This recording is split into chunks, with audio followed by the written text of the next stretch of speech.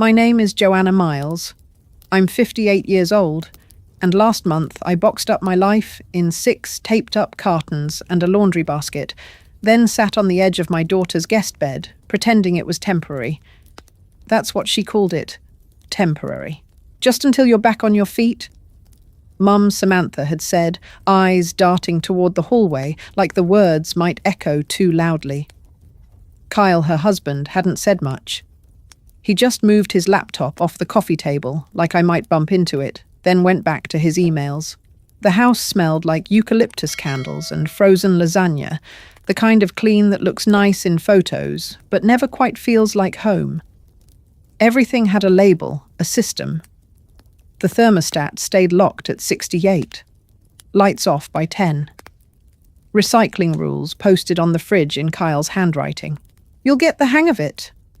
Sam smiled, her tone too bright, her hand barely touching mine. I nodded. I didn't want to be difficult. I didn't want to be seen as difficult.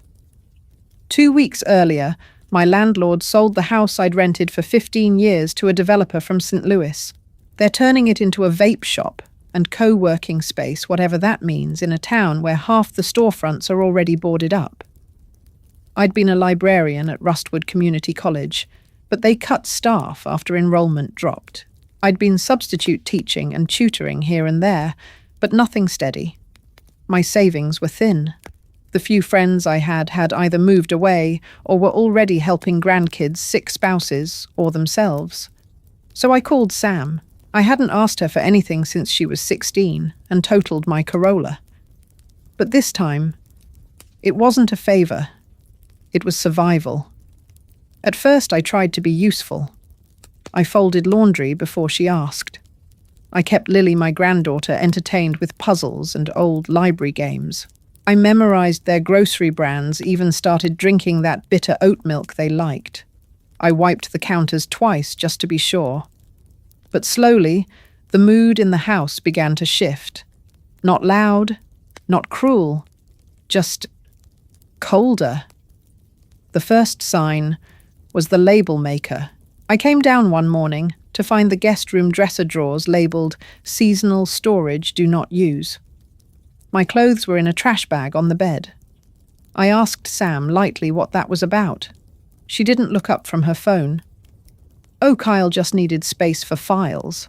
You can keep your things in the closet. Then there was the incident with the blender. I'd made a smoothie for Lily banana and peanut butter, her favorite, but forgot that Kyle was on a Zoom call. He emerged from the office with that tight smile he wears when he's annoyed, but doesn't want to say it. Would be great if we could keep things a bit quieter during work hours, he said. Just so the team isn't distracted. The worst came a few days later. I'd offered to take Lily to her ballet class so Sam could rest. She said thanks and handed me her car keys. But when I pulled up to the studio, another mum was there, Erin, I think, who looked me up and down and asked, "Are you Lily's nanny or her grandma?" I laughed politely, but when I mentioned it later that night, Sam's face turned stiff. Just maybe don't talk to the other parents too much. Okay, Kyle's trying to keep our image pretty tight, especially with his promotion coming up. I bit my tongue. I always do, but something inside me cracked, not loudly, not in a way anyone would notice, but quietly, like when you feel the first chill before a storm. That night, I lay in bed staring at the ceiling fan, wondering when I'd gone from mother to liability. Sam used to call me every week for advice about lesson plans, kids' marriage. Now she was reminding me to not wear shoes inside. And then came the envelope. Plain white slid under my door like a hotel checkout notice. Inside was a note in Kyle's handwriting.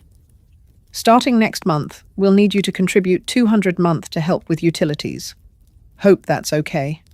No signature, no conversation, just a bill. In a house I was told I could stay in, just until I got back on my feet. I stared at that note for a long time. Not because of the money, I could scrape it, but because of what it meant. I wasn't staying with family. I was taking up space. I was a cost on a spreadsheet. a line item that needed adjusting.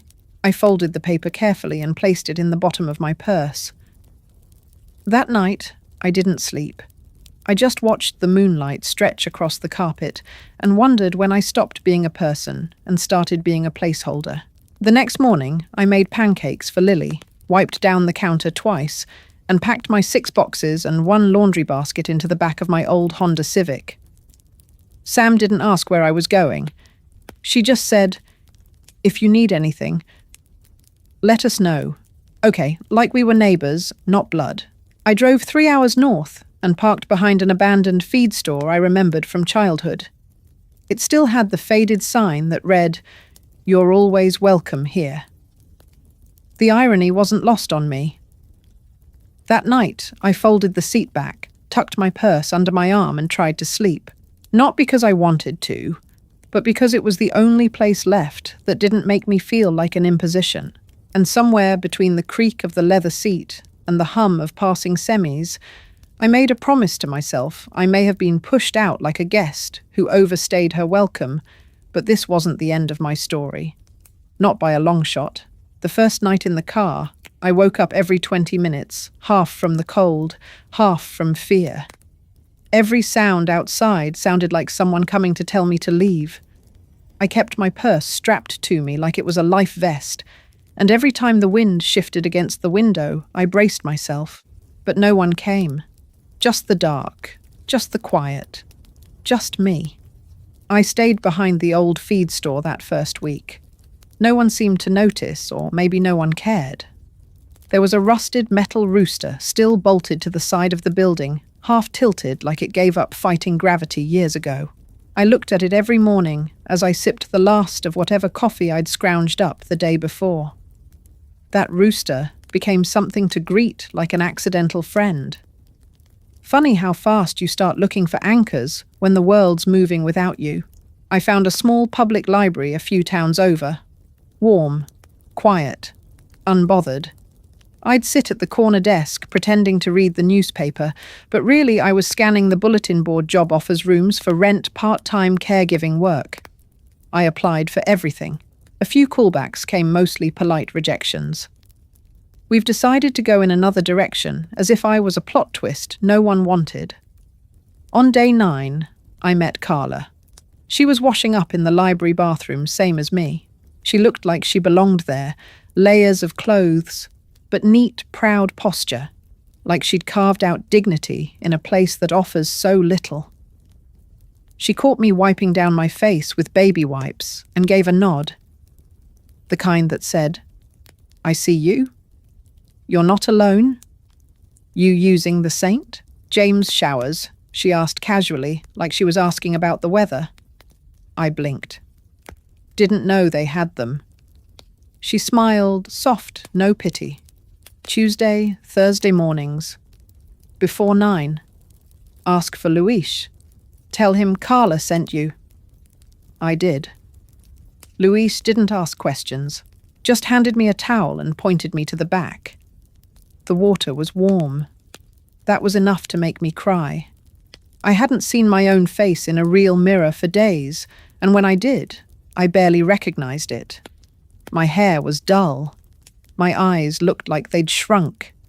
But under it all, there was still me. At night, I'd park in different lots, churches, gyms, one time behind a fire station. I kept a notebook with me. Not for journaling. I wasn't that romantic about it. Just lists, jobs applied for, dollar amounts left, places to maybe try tomorrow. But slowly the lists changed. I started writing memories, snippets, things I wanted to remember in case this part of my life swallowed up the rest. There was one entry I wrote and underlined, "Being poor isn't just not having. It's being left behind while people act like they don't see it happening." Sam texted once during that second week. "Hope you're okay. Lily drew you a picture. No, where are you staying? No, do you need anything? Just a breadcrumb." A hint of warmth wrapped in distance. I stared at that message for a long time. I wanted to say something back. I wanted to scream, "I'm not okay," but I didn't. I just replied, Tell her I miss her too. That's when I realized something. There are two kinds of silences. The kind you fall into when you're tired, and the kind that other people give you when they don't want to carry your pain. Sam's silence was the second kind. Neat, polite, unbothered. On day 27, I got a call. A woman named Leanne from a non-profit had seen my resume. She wanted someone to help part-time with a digital archiving project for a small local museum. 15 hours a week, low pay, but it was something. Leanne had a gentle voice. She asked if I had reliable internet. I lied and said yes. Then I parked near a school bus depot every day because they had public Wi-Fi if you sat close enough. I'd transcribe old newspaper clippings in my car, wrapped in a blanket, squinting at a cracked laptop screen. The museum sent me a thank you mug in the mail. I kept it like a trophy. At night, I'd still scroll job boards at the library, hoping something bigger would come. And then one afternoon it did. Not a job, not a miracle. An email. The subject line, Estate of June Larkspur. Urgent contact requested. I thought it was spam, the kind that promises gold from an unknown uncle if you just click a suspicious link. I almost deleted it, but something curiosity, maybe boredom, made me open it. The email was from a law firm in Blue Harbor, Maine. They were trying to reach Joanna Miles regarding the estate of Ms. June Larkspur. Please contact us at your earliest convenience to discuss matters pertaining to inheritance and property designation. I read it twice. Then again. June. My Aunt June. I hadn't thought of her in years. My mother's older sister. An artist. A recluse. She moved to the coast when I was a teenager, sent postcards twice a year until I got married. I hadn't spoken to her since my husband passed. But she remembered me. I didn't know what to think. Maybe it was a mistake. Or maybe... I looked around the library. People tapping away at computers, scrolling news, waiting for job offers or emails, or someone to say they mattered. I stared at that message like it might disappear. But it didn't. And for the first time in weeks, I felt something I hadn't felt since I left Sam's house. Hope. Not loud, not dramatic, just steady. I didn't know what was waiting for me in Maine, but something told me it would be mine. It took me 3 days to work up the nerve to call the number. I kept rereading the email, half convinced it would vanish if I looked away too long. Estate of June Larkspur. Inheritance. Property designation. Those words felt like they belonged to someone else's life, not mine, not someone living off peanut butter crackers in a library parking lot. When I finally called, a woman named Claire answered. Calm voice, crisp vowels, the kind of tone people use when they're used to dealing with money wills and people who expect things. I gave her my name. She asked me to confirm an address. I told her I didn't have one. There was a pause, just long enough to sting. Then she continued like it didn't matter. Ms. Larkspur passed away 6 months ago. You are the sole beneficiary of her estate. That includes a residential property and several small investment accounts. Would you like the details? I could barely say yes. My throat had gone dry. The property was a 2-bedroom cottage on the coast of Blue Harbor, Maine. Built in 1926, appraised at $720,000. The accounts. A combination of savings and investments around $210,000 after taxes and fees. I pressed my palm against my chest just to feel something solid. I asked her, still unsure, why me? Claire hesitated, then said, "There's a handwritten note attached to the will. It simply says, 'Joanna understood the silence. Give her the house.'" I sat in my car for hours after that call. Engine off. Window cracked. My fingers curled around the steering wheel like it was the only thing anchoring me. For months, I'd been collecting coins for gas and praying the Civic would survive another week. And now I owned a home on the coast. Not just a place. A home. Mine. The flight to Maine was surreal. I bought the ticket in cash using the first small transfer from the estate. The woman at the airport counter didn't look twice, but I kept waiting for someone to stop me. "Excuse me, Ma'am, there's been a mistake. You don't belong here." But no one did. I stared out the plane window for most of the flight. The world below looked calm, like none of it remembered who I used to be. I didn't sleep. I didn't want to miss the feeling of being airborne in between two versions of myself. A car was waiting at the Portland airport, sent by the law firm. The driver's name was Eli. He was in his 70s with laugh lines so deep they looked like etchings in wood. He drove in silence for the first hour, then asked family out here. I hesitated. Kind of. He nodded, like he understood. Sometimes the family we think is far ends up being closer than the ones next door. When we pulled up to the house, I forgot how to breathe. It sat on a hill that sloped gently toward the sea. Grey shingles, weathered by salt and time. A front porch wrapped around like an arm windows, tall and clean. The yard was overgrown, but alive with rosemary, mint, wild thyme. Someone had loved this place. Inside it smelled like lavender and old cedar. Books lined the living room shelves, novels, memoirs, art history texts. The walls were dotted with paintings, all unsigned. But I knew they were hers. June had been an artist. Quiet. Unfamous. Brilliant. In the bedroom on the desk by the window was a box. Inside it were old letters, a pressed flower, and a Polaroid of me at 8 years old. I was standing in front of a lake, with June, both of us wearing oversized sun hats and squinting at the sun. On the back of the photo, in her unmistakable cursive, she'd written, "The one who always listened." That's when I wept.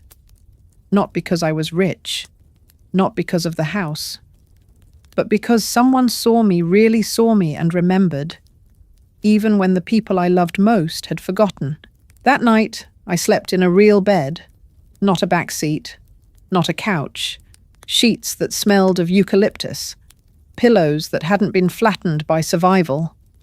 I stared at the ceiling and let the silence be gentle, not cold. I didn't know what was coming next.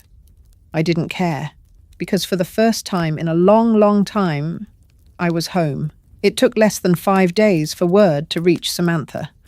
I hadn't told her. I hadn't told anyone, really. Just signed a few forms, picked up the keys from the law office, and started the quiet work of returning to myself. But news travels fast when there's money involved. Somewhere between a distant cousin and someone from Kyle's office, the story got out. Joanna Miles inherited a house on the coast and more than a little money. The text came mid-morning. "Mum. Wow. Just heard about Aunt June's house. That's incredible. We're so happy for you. Brad and I were actually thinking of taking a trip soon. Maybe we could visit next weekend. Lily would love the ocean. No, how are you settling in? No, do you need help with anything?" Just a sugar-coated arrival notice wrapped in exclamation points. For a moment, I debated ignoring it, but old habits die hard, especially the ones called hope. So I replied, "Sure. Let me know your dates." They arrived that Saturday, all smiles and sunglasses, stepping out of a sleek rental car like they were auditioning for a home magazine spread. Kyle's hair was too neat. Sam had on a white linen dress, the kind she used to wrinkle her nose at when I wore them. Lily ran up and hugged me, and for a second I let myself believe it was real, that maybe they came for me. Dinner was pleasant. Too pleasant. They commented on the decor, the weather, the fresh seafood. Kyle walked through the house like he was memorizing dimensions. "This kitchen is just..." Perfect. Those cabinets look original, love that. I knew what was coming. You could feel it in the way Samantha kept fiddling with her wine glass in the pause between, "We're so happy for you," and what came next. Kyle leaned in, voice hushed but rehearsed. "So, funny timing, but we've been house hunting too. Found one that's pretty much ideal. Great school district yard for Lily, just a little out of reach down payment-wise." I nodded slowly, not saying a word. Samantha took her cue. "I mean, we totally understand if it's too much," she said, squeezing my hand like she was doing me a kindness. "But if there's any chance you could help us just short-term, like a loan, maybe 50, 60,000, we'd pay you back the moment Kyle's next bonus clears." She smiled like it was already agreed. And for a second, just a second, I felt the old me rise. The one who'd bend, who'd smile, who'd swallow discomfort and pretend to be grateful to be asked. But she was gone now. That version of me was still curled up in a Civic behind a feed store. I pulled my hand away gently. "I'll need to think about it." They tried to recover? Of course, no pressure. We just figured, since this was such a big opportunity for all of us. That night, I couldn't sleep. I sat on the porch, wrapped in June's old shawl, watching the waves roll in like clockwork. The moonlight spilled across the water, soft and indifferent. I kept thinking about how fast I went from burden to benefactor. All it took was a deed and a dollar amount, and suddenly I was someone worth visiting again. In the morning, I bought new locks. Not because I was afraid, because I needed a line, something physical, something that said, "This is mine, not just the house, the life, the peace, the freedom to choose who I let in and who I keep at the door." When Kyle heard the click of the drill, he came out onto the porch. "Everything okay?" "Just updating the locks," I said. He laughed a little too loud. "You make it sound like we're burglars." I didn't answer. Later, over brunch, I told them, "No, I won't be giving you a loan. No, this house isn't for rent. And no, I'm not here to fix what you broke by pretending it wasn't broken." Sam's smile cracked. "You're different, Mum." I nodded. "Yes. And I'm finally okay with that." They didn't argue, just packed quietly. Kyle offered a flat, "Thanks for having us." Sam kissed my cheek like someone saying goodbye to a neighbour they barely knew. They left without hugging me. No promises to call, no talk of next holidays. Just the same way they left me the first time, quietly with disappointment. But this time, I wasn't the one who felt small. This time, I was the one who closed the door. And this time, I made sure it locked. It's been 3 weeks since Samantha and Kyle flew back to Missouri. They haven't called. I haven't reached out either. And strangely, that silence doesn't feel sharp anymore. It feels like space, like air finally moving in a room that's been shut too long. Every morning, I make coffee in the blue ceramic pot June left behind. I drink it slowly on the porch, wrapped in a second-hand sweater, listening to the gulls overhead and the wind rustling the rosemary along the path. There's no schedule now, no rules on the fridge, just light and air and time that belongs to me. I joined a book club at the little library in town. It meets every Thursday. The women are mostly older, a few widows, a few who just got tired of starting over and decided to stop apologizing for it. We read novels and drink tea and talk about things that matter and things that don't, and it all feels like belonging, real belonging. Not earned, not borrowed, just natural. I also started gardening. Me, gardening. June had already planted so much mint lavender sage, but I added dahlias, marigolds, and a few tomato plants. There's something sacred in watching things grow again. Not just plants, me too. And last week, I met with Claire again, June's lawyer. I told her I wanted to amend my will. She raised an eyebrow, surprised. I'd like to set up a fund, I said, for women over 50. Women who had to start over after being left behind. Rent grants, tuition help, anything that gives them a hand when the world forgets they still have something to offer. Claire smiled. Do you have a name for it? I nodded. The Quiet Resilience Fund. Because that's what this whole journey has been: quiet, yes, but unbreakable. Not dramatic, not loud, just steady. Like a tide that wears down stone bit by bit until there's nothing left but softness and truth. Samantha texted again once. Mum, this isn't like you. Please don't shut us out. We're still family. I stared at the message a long time, and then I turned off my phone.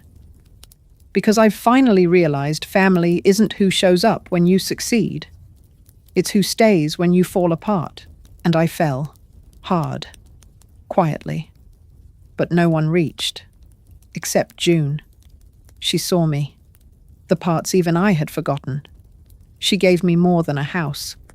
She gave me permission to stop proving, stop chasing, stop folding myself into someone else's comfort.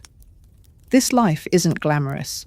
It's not something you'd brag about at a country club, but it's mine, entirely, authentically, mine, and that's worth more than any approval I used to beg for.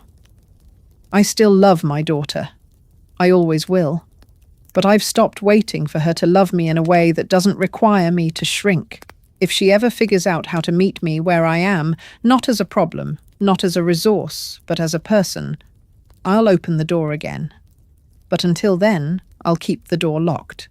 Not out of anger, out of peace. I was 10 the last time I saw Aunt June in person. It was the summer before my mother remarried, and everything in our house felt tight. Voices, curfews, expectations. June had invited me to stay with her in a cabin she rented by Lake Hollow for a few weeks. My mother said it was a waste of time and too bohemian, but I packed my bag before she could change her mind.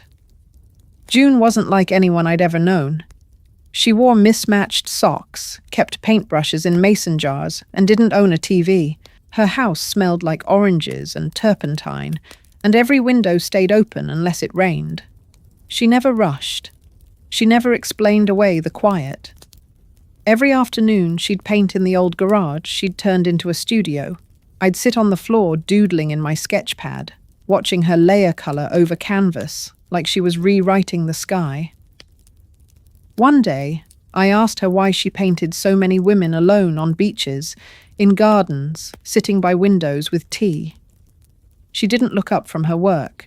She just said, because sometimes solitude isn't emptiness, it's choosing yourself. I didn't understand then, but I do now. On the last day of that summer, she gave me a tiny painting no bigger than a postcard. A quiet figure in a red coat, standing beneath a tree watching birds fly. On the back, she'd written to Joanna, "You already know how to listen." I'd forgotten all about that painting, until yesterday, when I found it tucked behind a loose panel in her studio, wrapped in tissue, yellowed but intact. She'd saved it, just like she'd saved me.